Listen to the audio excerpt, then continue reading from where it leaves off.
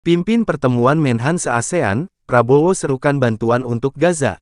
Menteri Pertahanan Prabowo Subianto menyerukan semua negara untuk memberi bantuan kepada korban agresi Israel di Gaza, Palestina.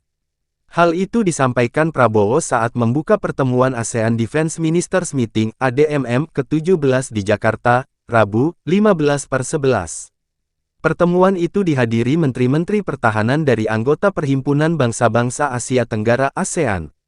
Dalam pidatonya, Prabowo awalnya menyinggung soal situasi di Myanmar. Ia mengatakan Indonesia terus mendukung upaya Myanmar untuk mewujudkan perdamaian, stabilitas dan supremasi hukum, serta mendorong keharmonisan dan rekonsiliasi.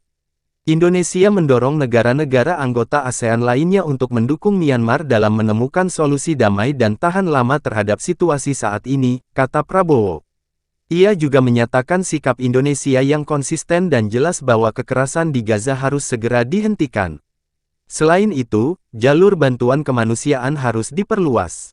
Upaya untuk mencapai gencatan senjata harus terus dilakukan, dan jalur bantuan kemanusiaan yang aman harus diperluas dan dipercepat.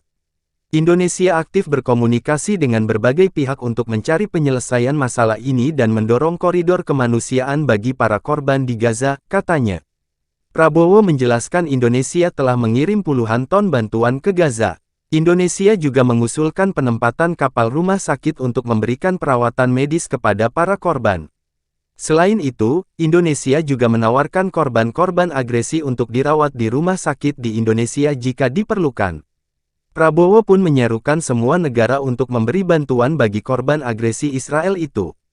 Kami menyadari kewajiban moral kami untuk membantu dengan cara ini dan menyerukan kepada semua negara untuk melakukan tindakan serupa guna membantu meringankan penderitaan rakyat Palestina yang telah mengalami pengungsian dari rumah mereka selama beberapa dekade, katanya.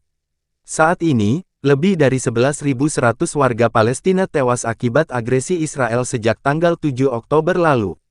Berdasarkan data Kementerian Kesehatan Palestina, jumlah korban jiwa itu termasuk 4.609 anak-anak dan 3.100 wanita.